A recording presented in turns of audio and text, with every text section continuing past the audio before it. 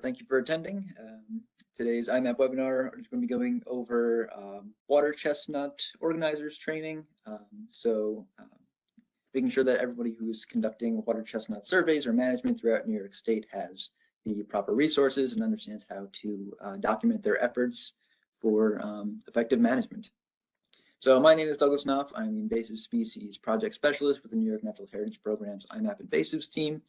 I'll also be joined today by Steve Pearson, the New York State Department of Environmental Conservation, who will talk a little bit more about water chestnut, the importance of tracking our management efforts for water chestnut. A few things before we get started. Today's meeting is being recorded. After the meeting is finished, we'll be sending out an email with a link to the recording and as well as any other links that are talked about during the meeting today. And everybody should have the ability to mute and unmute. So if any burning questions come up during the presentation, you can raise your hand or unmute and ask. There will be time at the end for questions though. A quick overview of the agenda for today. We'll be going over water chestnut distribution in New York State and the efforts that are going on statewide. Then Steve will talk a little bit about the importance of tracking water chestnut and a little bit about the history of it. We'll go back to talking about documenting water chestnut management and surveys using IMAP invasives. And then at the very end, there are breakout sessions for the 8 individual PRISM regions. So if organizations want to collaborate with your local PRISM, if there's representation from the PRISM here today, you can go out into your breakout rooms and talk about, coordinating management efforts for this year. Anybody who doesn't have PRISM representation, or if you just want to ask general questions, can stay in the main chat area here, and we can go over any questions that people might have.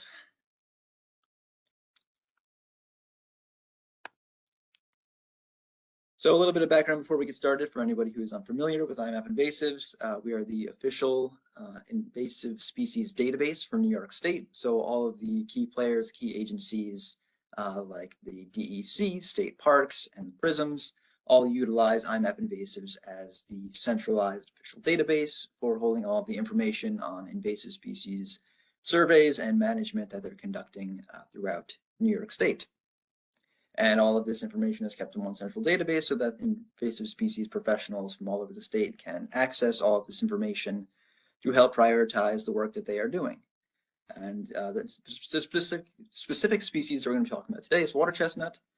So the map over on the right is all of the data that we have in the IMAP invasives database for all time for water chestnut data. So this includes the presence data that we have in green and the treatment data that we have in orange.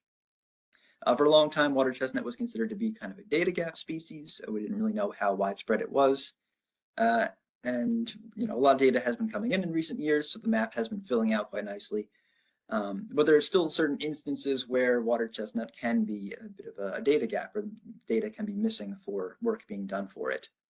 Since it is such a visible species that affects a lot of people, there is a lot of management that goes on for it. There's a lot of volunteer groups or organizations that are planning water chestnut pulls in their local water body, or opening up boat launches or streams so that recreation can occur.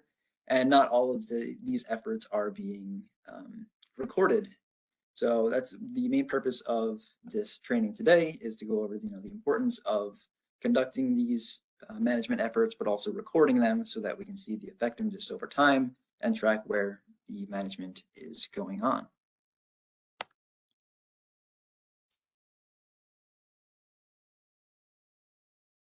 So when we have all this data coming into IMAP, we're doing kind of this behind the scenes analyses and then presenting it to, like I mentioned, the key partners like the PRISMs and DEC. One of the main things we're doing with the data coming in is biomass estimates. So this is kind of a way of quantifying the efforts that are being done for the surveys and management efforts, and kind of putting a number to the work being done.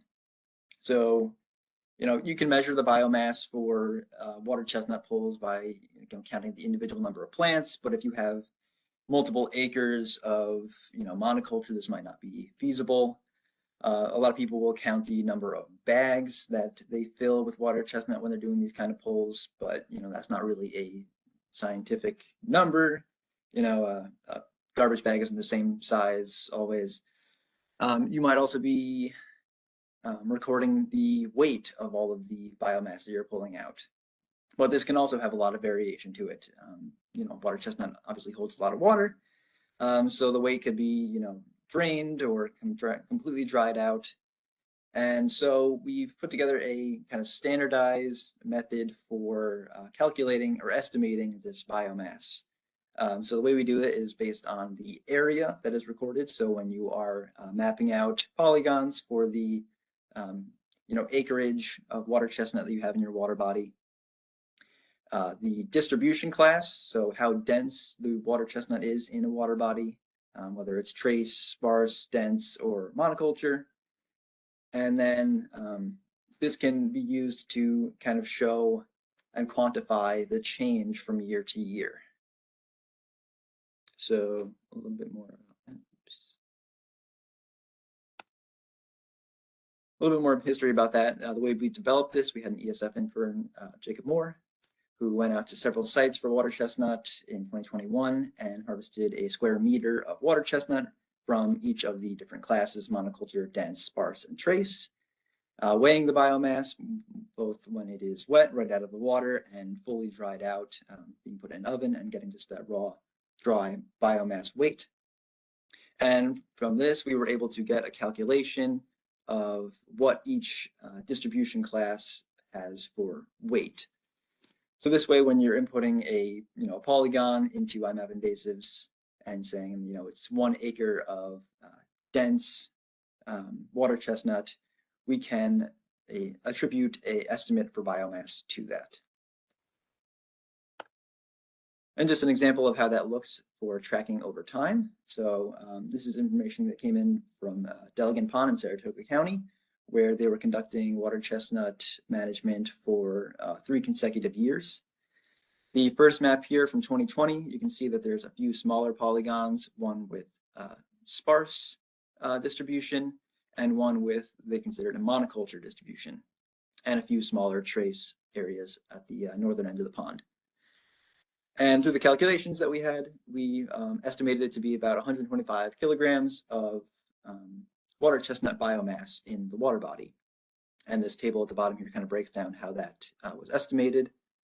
The monoculture having a much smaller area, but having a larger biomass estimate because of the density.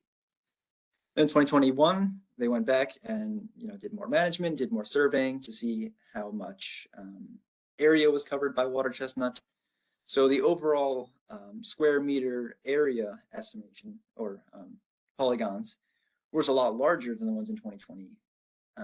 But the overall biomass estimate was a lot lower because the polygons were all considered to be sparse. So without this biomass estimate, without having monoculture versus dense versus sparse, just looking at it 1-to-1, the 2021 data might show that there is more water chestnut, larger polygon, larger area covered. But having both the polygons and the biomass estimate allows us to see that management is actually progressing and that the populations are actually shrinking, and that management is effective. And then in 2022, that trend continues: less biomass and less overall coverage. So that's kind of the importance of going back year after year, mapping out both the presence of water chestnut and the treatments, and having that distribution in there, because all of these things together will allow for us to really show if management is progressing.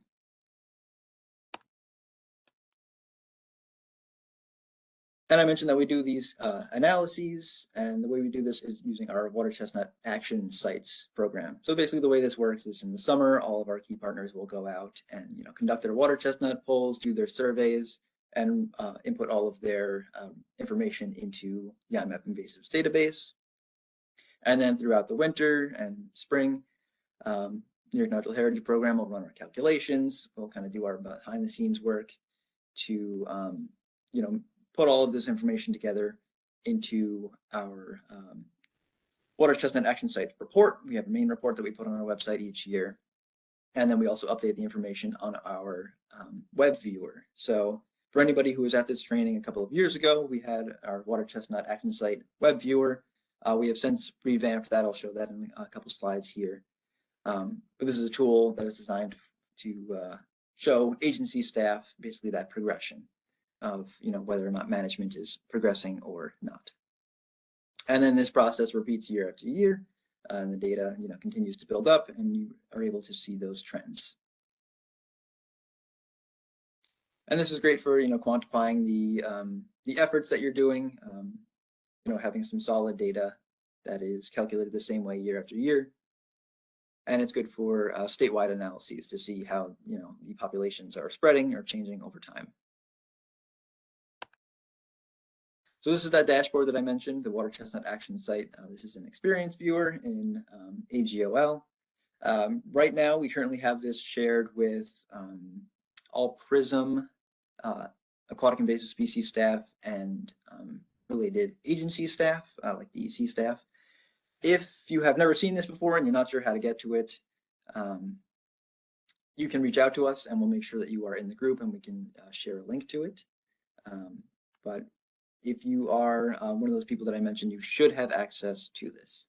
And if you are in a separate agency, like a soil and water conservation district or a private organization, and you think that this information would be really good to have, you can reach out to us as well and can see about adding you to the group. But basically what this is this pulls all of the information from the IMF invasives database, all of the water chestnut presences and treatments, and runs analyses on it. So you can see on the left side here, this shows how many active sites there are. And by sites, we mean like a water body where management is being actively taking place. So the number of sites by watershed, and over on the right side, number of sites by organizations. So some of the main players are here, like the PRISMs, but there's also smaller organizations represented, like water chestnut working groups. And then on the top bar here in green, you can see this is the overview. That annual statistics, like I mentioned, do get added here. We haven't added the 2024 statistics yet. We're still working on updating this, but those should be available very soon. So that'll have the trends for the year. And then there's also presence analyses and treatment analyses. So if we go over to like the treatment analyses, for example, over on the left side, it will show you graphs for trends of like acreage for total treatment or total presence. By default, this is for the entire state. And then there is a little attribute button in orange there in the top left where you can add or exclude sites. So if you just want to have it for your specific water body or for all the water bodies in a hydro basin or in a PRISM region, you can change that to change what these graphs represent. So we'll have total infestation area and then those biomass estimates that I was mentioning before. So that will be automatically calculated from the size of the polygons and whether they're designated as dense, monoculture, etc. And then on the right side of the screen is just another map viewer. So you can zoom to whatever water body that you've been working on. You can select the water body and it will show you, it'll bring up a little window with all of the information for the work that's been getting done there. So it'll have a chart of all of the years where management or surveying has been going on. It'll give you all the key statistics. And all of the information by year is also included in this table. So if you want to get key statistics from a certain year, all that information is in there. And again, this is all pulled directly from the IMF invasives database and just kind of synthesized into this map view. So if you don't have access to this or you want to look at like one specific water body very in depth, you can do so in the main IMF invasives database. And with that, I'm going to turn it over to Steve, who's going to talk a little bit more about the importance of tracking water chestnut. Great. Thanks, Doug. And just a quick note on what Doug was just showing about the kind of the data that are stored on the back end there. He showed that kind of list that's available. That is meant to help store kind of institutional knowledge about sites. And so if there's staff turnover or anything like that, access to the action site kind of allows that continuity over time of contact information and the amount of effort that's gone in at each of those sites. So moving here. So there are a number of benefits to submitting to IMAP. One from the statewide perspective, and then also from what the regional perspectives is looking at that species distribution and how we can track those invasions over time. In both terms of abundance as well as distribution. So again, from the statewide perspective, we can see movement on the broad scale, and we'll kind of show that example of water chestnut in a moment, but also that site-specific data and how well management is working at a given site. It's important to note that water chestnut is, although it can grow to these really high densities and this monoculture, it is an annual plant, and we'll go over its biology in a moment, but it can be controlled. As Doug showed at Delegan's Pond, it can be controlled with hand pulling when it's caught early and in fairly low abundance. But if it's in higher abundance, sometimes you might need mechanical control or chemical control. It is a long-term commitment to manage with that seed viability is said to last up to 12 years. Typically, we see population declines after in between 3 and 5 years of regular management. And the example Doug had shown from Mill Pond kind of showed the 3 years of high numbers followed by that population crash. So, as Doug explained, the standardizing the management tracking methods also help with that tracking um, at the statewide level to look at how different management methods work, calculating the amount of water chestnut being pulled in different regions, the amount of efforts being expended, and that essentially helps us at different levels to determine the amount of effort that's going in. And you can just see this photo on the right of a water chestnut pull. At that case, they were using trash bags to record the amount of biomass removed. Next slide. So again, we can use this to uh, build that institutional knowledge, which I mentioned a moment ago. But where is water chestnut present? What kind of management is occurring? What's occurred in the past? And who organizes it? And who are the contacts within it? It helps to keep records and to just acknowledge that what gets measured gets done. So if it's being tracked and is available, then it's more likely to be followed up on. And it also, again, if there's staff turnover or other issues along that line, it allows that kind of long-term ongoing effort to continue by being tracked and maintained in a single location. A nice feature in IMAP is this polygon feature, and so you can map the infestation size and then determine and associate a plant distribution with it and see how that changes over time. And then, of course, you can report to IMAP. The figures on the right here, again, that's showing that example from Mill Pond, where over between 2008 and 2011, so really a 4-year period of heavy or more intensive management led to that population crash seen in 2012 there. And then it's just really annual maintenance through there, removing any water chestnut they find, and it's in really low abundance. And you can see by 2018, just a handful of hours being used to remove just a few individual plants. And the figure on the bottom is just showing kind of what that looks like from an aerial view. You can see kind of all the water chestnut on the east side of that lake in 2010, and then having, essentially being absent by 2018. Next slide. So as far as the biology of water chestnut is concerned, it is a rooted floating plant with rosettes that are surrounded by a central stem, and they have these inflated petioles which enable the plant to float. So you can see the picture of the rosette there on the right. From that top view, you can see those inflated petioles. That's what's keeping it afloat. And if you follow it down through the water column, there's a stem that is rooted into one of these water chestnut nutlets, which are seen in the center there. There's seasonality to it. They typically emerge in late May to mid-June.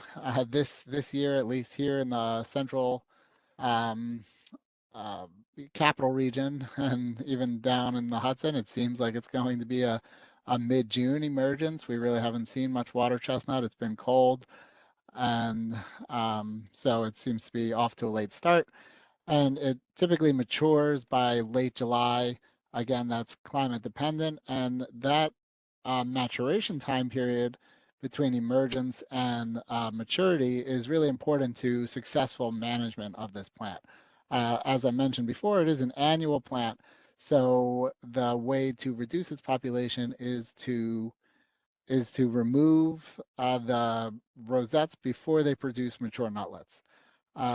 Once they do have mature nutlets, there'll be up to 20 nutlets per plant. You can see in the photo there that each nutlet has sharp points on them, which can be hazardous if you step on them or you grab them with your hands or your dog steps on them or anything like that. When they are mature, they'll eventually fall off the plants and they'll sink to the bottom and get stuck in the muck and the mud, and then they'll be there to sprout next year. And then typically you'll see these dark floating seeds. Those are typically spent nutlets that are no longer viable, that have detached from the substrate. And again, the seeds can live for up to 12 years. Next slide. So you can probably hit it a time or two. Yeah, so you can see that water chestnut, it grows in the littoral zone. So that's in the shallow regions, typically up to 5 meters deep, but typically does prefer the shallower water. So in the photo there, you'll see that's not water chestnut, that's a native um, uh, Nymphea odorata.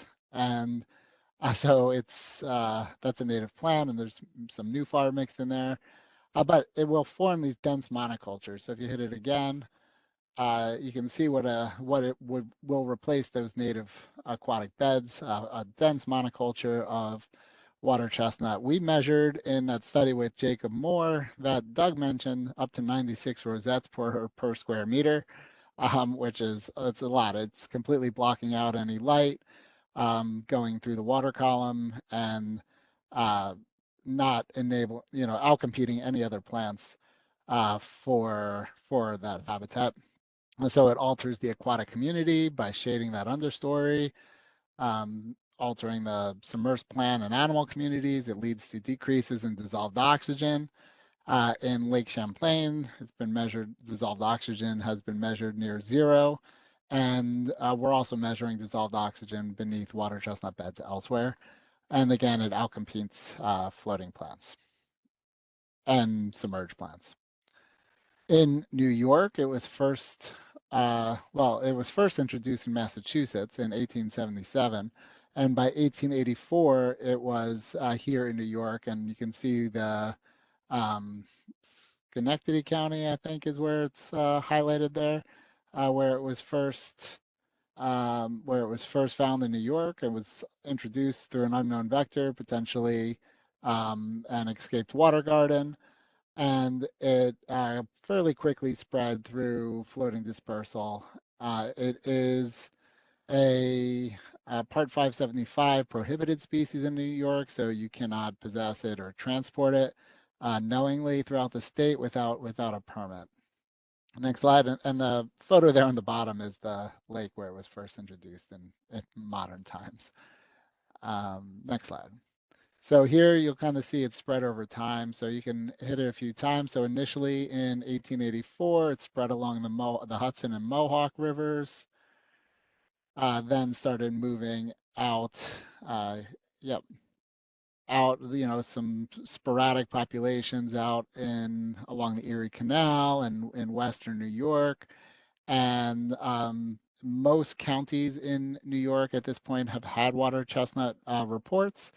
Um, and what we're looking at here is the county level, but the next slide shows the point data similar to what Doug had shown earlier. So it's not um, as full distribution as what the county level shows, but it is present in many places across the state. As Doug had mentioned, there's been an increase over time, and since 2000, there's a real increase, and it's likely partially due to improved record keeping with the implementation of IMAP as well as the PRISM network becoming well established, and also through the IMAP mapping challenge where we've had water chestnut as a plant of interest within that, and we do receive a number of reports through that mechanism. Um, but it's also likely true that water chestnut is increasing in its spread kind of at a rapid rate as these populations continue to grow and are spread through other vectors. Next slide. So again, that was showing the kind of this growth over time, and you can see the number of populations drastically increasing between 2000 and 2020 here from 230 to roughly 1800 populations, and that's due to that growth in number of populations, but also better reporting. Next slide. So Doug had already talked about the action sites, and this is an older viewer, part of the viewer. So he provided a more modern viewer aspect of it. The figures on the bottom are showing some mapping efforts that we've done on the Hudson and Mohawk River. And you can see some of those beds in the figure there on the bottom center show water chestnut beds of 100 acres or more, but really widely distributed within the lower Mohawk River and across the lower Hudson River as well. And so, of course, the prisms are all working regionally to tackle this issue and are engaging with multiple stakeholders. Next slide. Doug had mentioned this biomass estimation tool, so it allows us to track the management both between and within sites, and to really look at those annual successes. We developed it with this idea of it allowing streamlined management and a need for counting or measuring the individual bags or amount of material harvested to be easier. And so it just allows for population delineations before, as well as to track those over time and determine those control methods. So if you have a relatively small population, you can use manual removals. But as it gets larger, like that's seen in the bottom here, you might need mechanical or chemical controls. And again, the tool, the biomass estimation relies on area, so polygon of different densities. And so you don't have to count the number of rosettes or no on-site biomass estimates or anything like that. You simply need to delineate the area with a polygon and then assign a density estimate of trace, sparse, dense, or monoculture. Next slide.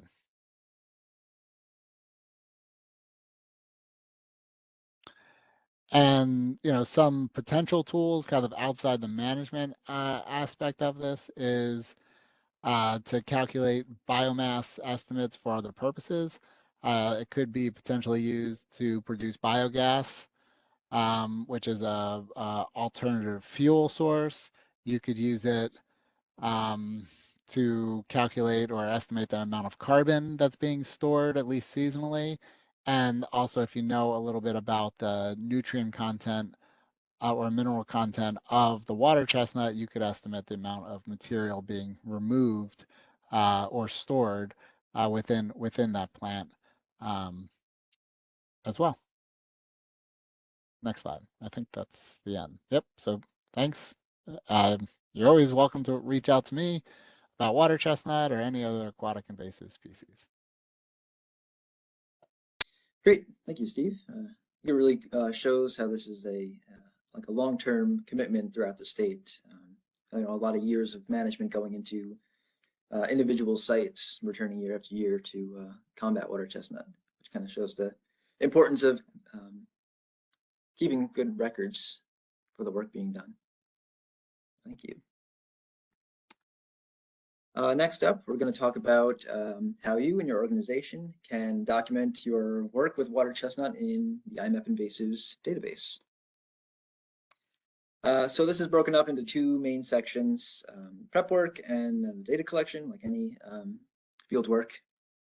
So for prep, organizing a data or a water chestnut poll, knowing what organization you're going to be working with, if you're going to have volunteers involved, what kind of data you're going to be collecting, making sure that you have an IMAP account set up and associated with an organization so that you can submit that treatment data.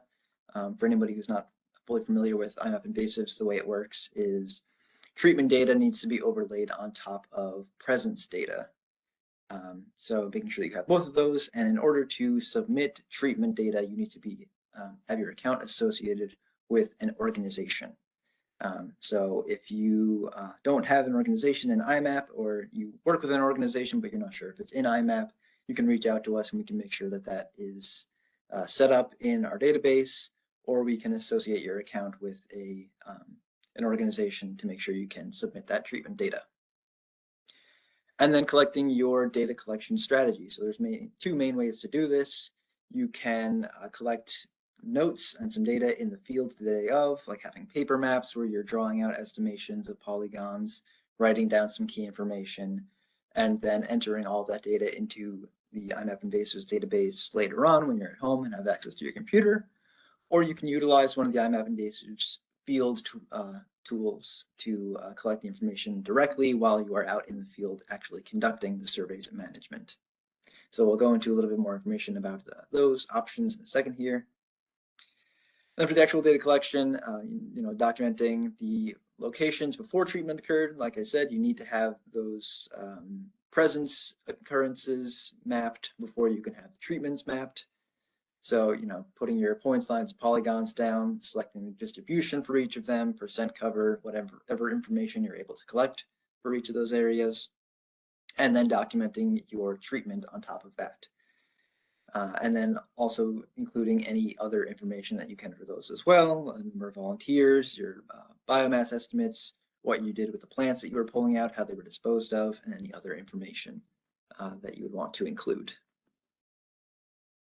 So for the different data entry methods that I mentioned, there is our main IMAP invasives database, which is our web app. You log on to your IMAP invasives account and you go into that map viewer there.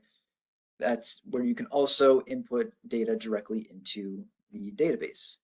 So this is a map-based viewer. You can see all of the data directly on that North American map. This does obviously require internet connectivity and having capability of opening a web browser for you to input the data. The benefit being that there are real-time updates as you're putting the information into the database. It is showing up there, updated right away. So you don't have to worry about waiting for it to be approved or crosswalked or anything like that. These two options on the right are our field data collection tools. So first off is the IMAP Mobile Advanced, or IMA. This is a data layer within the Esri product of field maps. So this isn't, an IMAP tool, but it's an IMAP data layer within the field maps tool.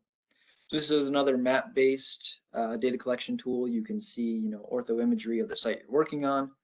It requires connectivity to set it up, to download the app, and to set up your account in the IMA data layer. It can be used offline if you download offline areas, but this does limit some of the capabilities, like the real-time updating. One of the benefits of this tool is it allows for you to create a searched area that multiple people can input data into if you have connectivity. But if you're in an area that has no service, this limits this feature. The main drawback is that it does require an ArcGIS online account or an AGOL account. Some people are able to get these accounts through their organizations if you work for a large agency, or if your host organization is an academic institution, but otherwise it may be difficult to get an AGOL account. And there's also manual crosswalking into the IMAP Invasives database for this tool. So like I mentioned, it is separate from the IMAP Invasives database. It's a data layer in AGOL, and the searched areas and all their associated data are manually crosswalked over into the IMAP Invasives database proper once they are marked ready for upload. The third tool we have, and the one that we most often suggest people use for things like water chestnut polls and surveying, is our Survey 123 form. So like the field maps IMAP Mobile Advanced, our Survey 123 form is just a data form within the Survey 123 app. So Survey 123 is its own application that you download, and then you download our form for this application. It's not map-based. It's basically just filling out the information. There's obviously map viewer available for when you're drawing your points, lines, and polygons, but the majority of the form is just form-based. It requires connectivity to initially set it up, again, downloading the app, downloading the survey itself, and setting up any presets for the survey. After this, though, it can be used fully offline. Basically, you're collecting all the information in these surveys, saving them into an outbox, and then once you have connectivity, submitting the completed forms. The main benefit to this is it is a publicly available form. So anybody, regardless of professional association, if you are in an agency, if you are in a working group, a local volunteer group, anybody can access this form and use it to contribute data to the database. This is also automatically crosswalked into the IMAP Invasives database proper on an hourly basis. Information submitted with this form does come in as unconfirmed, though. So your data will be going into the database every hour once your form is submitted, but it will take a while for somebody to manually review it and mark it as confirmed so it shows up properly in the database. Next, I'm going to go through a quick overview of each of these tools. This isn't a full training on how to use each of these tools, but just a quick overview of how they operate so you can see which tool might be the best for you to use. So the first one we'll go over is the web app. So if you've ever used the IMAP Invasives database, you know how to get into it, imapinvasives.org to log into your account. If you don't have an account with us, you can set one up very easily. You just need your name, email, password, and jurisdiction, being the state you're operating in. So New York. It'll send you an activation email, you accept the terms, and your IMAP account is set up and ready to use. So then when you log into your account, you go to that main map view of the entire database. From there, you can change whatever information you need to. The base map, if you want to have like ortho imagery, satellite image, turning certain layers on or off, or if you want to filter records down to just water chestnut observations. And then while we're in the main view here, the bar at the top here has all of the different options for you to interact with the database, and there's a Create Records button. When you hit that record, you get a little window that pops up that allows several options for putting records into the database. If you're doing a full water chestnut poll, the one you'll want to choose is a multi-record searched area. So this allows you to create a searched area over the entire water body or area of the water body that you're working in. And then all of the data that you're collecting will be associated with the searched area. So once you draw it over the water body you're working in, you can then put in, your information. So starting out again with those presence records, again, you need to have a presence before you can have a treatment. So, filling in the species information, who took the data, when, where, any photos that you have, and that distribution, which is important for, again, the biomass estimations. After you have all your presences set up and you've done that initial survey, you can do your treatment and then put in your treatment records. So, what species you were targeting, what kind of treatment you were doing. For water chestnut, you can do physical treatment, mechanical, and hand pulling is an option there. So you can, directly say that it was a manual hand pull if that's what you're doing. How you disposed of whatever invasive plants that you were pulling out. And then comments fields for additional information, which is a great place to put things like, we pulled out 25 bags of water chestnut, or we had 5 people working for 6 hours. It's also very important if you go to a site and you don't find anything to submit a not detected record. Not detected records are very important to know that somebody was there looking for something and didn't find it. It's a lot better than having just no information for an area. And again, this tool is really good if you are going out to a site and just taking some basic notes while you're out there. Drawing on a paper map or just taking notes about the work going on and then submitting the data later on. For our field tool options, first we'll go through field maps. So again, this is the IMAP Mobile Advanced IMA data layer in the field maps application. And again, this requires an AGOL account in order to access. If you want to use this, you can reach out to us directly and we'll add you to the AGOL group that allows you to access this data layer. This is our map-centric field data collection tool. And again, allows for multiple people to submit data to a specific searched area. So when you open it up, it gives you this map view. You can see here a few other areas where people are submitting data because it is that live map.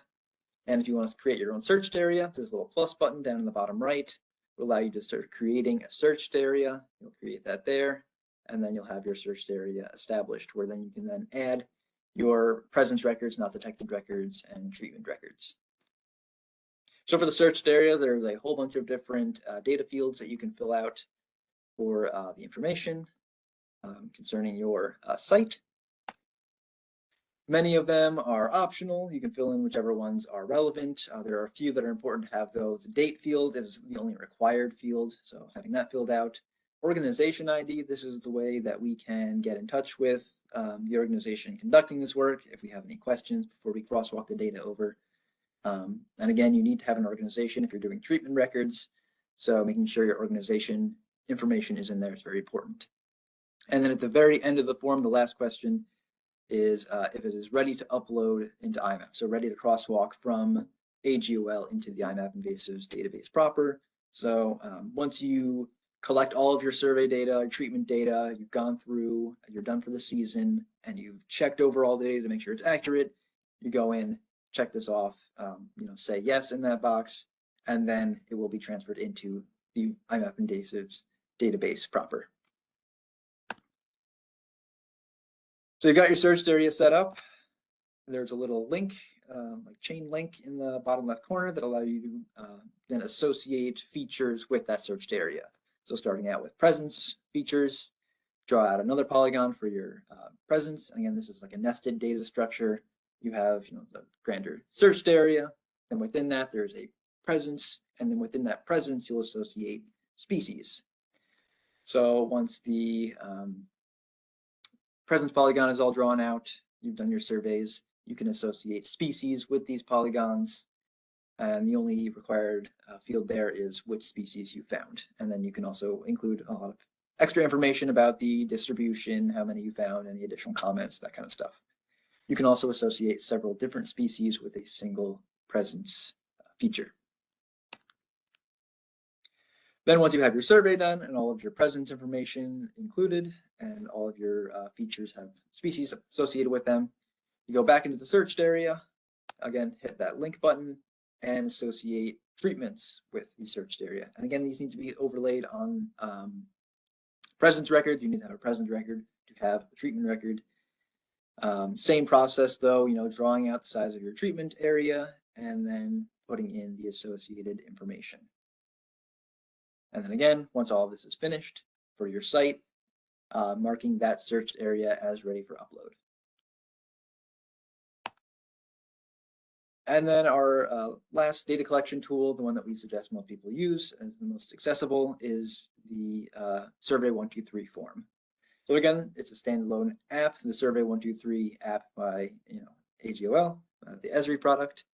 So downloading that app from the App Store, and then downloading the IMAP Invasives survey form that will then go into that app. So we have QR codes available to download that app. This can be found on our website in our help resources library. There's a specific document that goes over how to set up the Survey 123 form that'll have a link to it. I'll also be sure to include the link to that form in the email that goes out after the webinar is completed.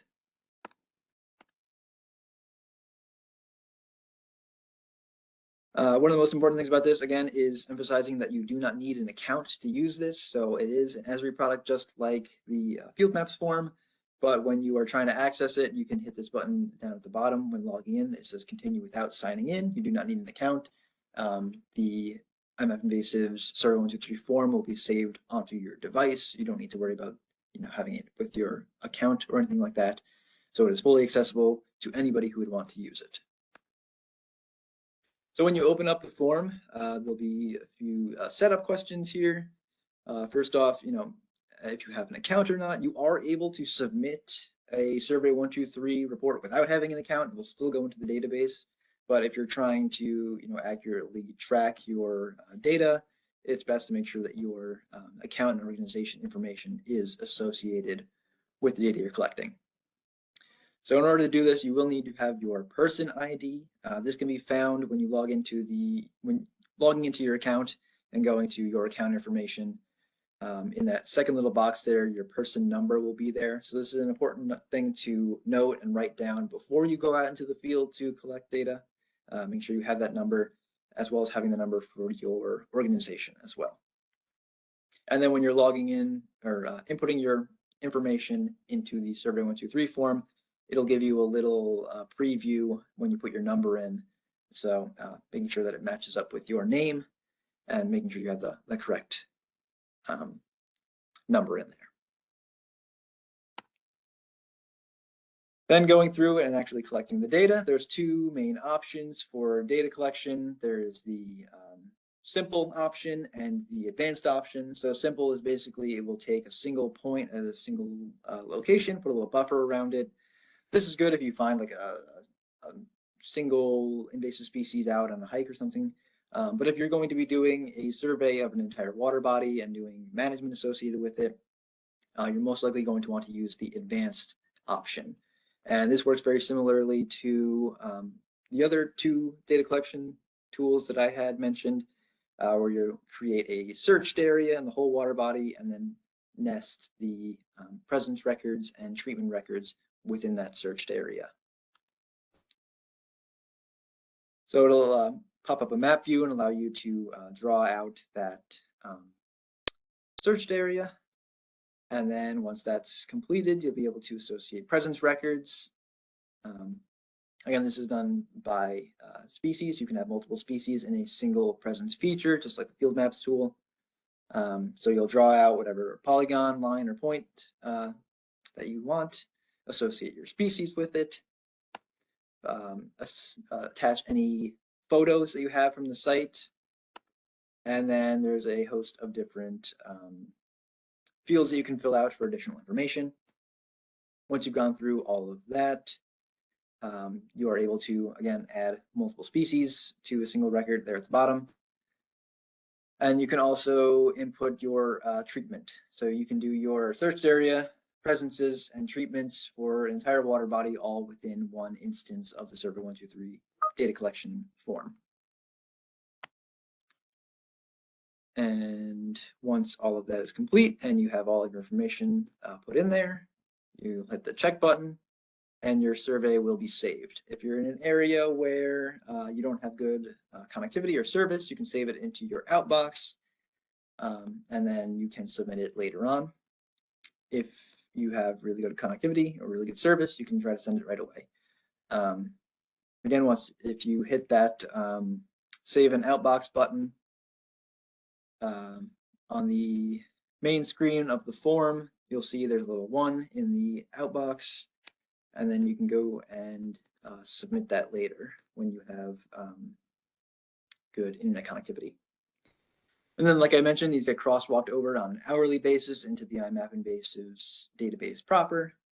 So once you send that, it might take up to an hour to show up in the database. And again, it will show up as unconfirmed until somebody in the IMAP confirming network is able to take a look at it and confirm the species that you have associated with it. This is why photos are really important. Somebody from the IMAP invasives team or in the invasive species professional world needs to be able to look at the photos and say, yes, this is water chestnut, so they can confirm it and it will show up in the database.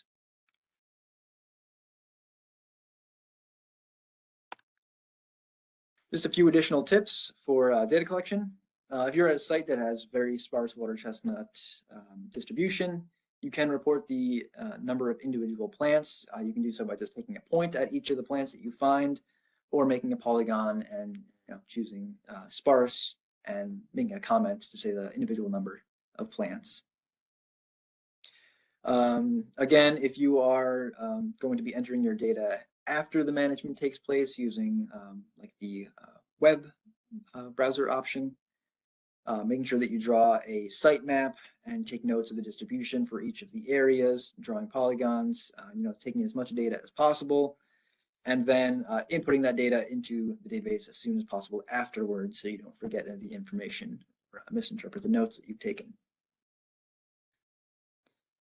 You can also use the IMAP Invasives mobile app to capture key locations. A lot of times people will take a series of points and make notes in them to show like the upper boundary or lower boundary of a large population so that you can more accurately go in later and draw the polygons.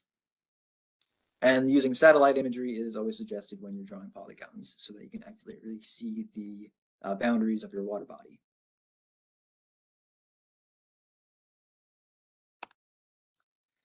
Just a little more information about the distribution. So for the most part, everybody knows, trace versus monoculture.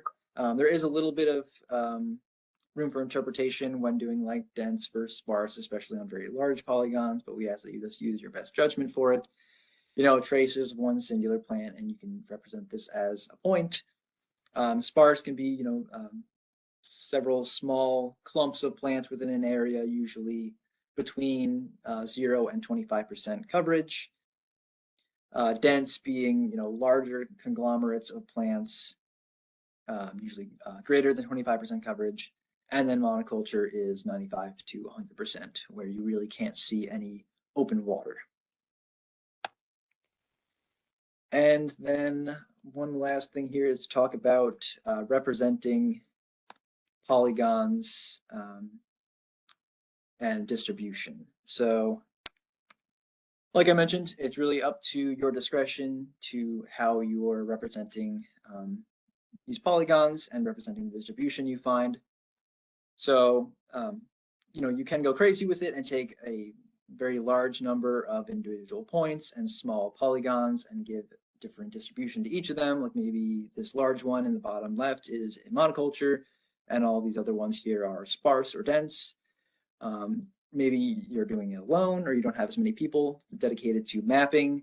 So you're going through and making a very large polygon and saying the whole thing is dense. Meanwhile, this bottom left corner is a monoculture and the rest of it is a little more sparse. Or maybe there's a happy medium somewhere in there where you're doing 3 kind of medium-sized polygons. Basically all that is to say, using your best discretion and whatever resources you have available to you to most accurately represent the densities of water chestnut in the area. Again, the things like the biomass, these are all just kind of estimations to show change over time. So it's not a huge deal if you're not able to take a million small polygons or points, but just doing the best you can with the resources you have available to accurately map the work that you're conducting.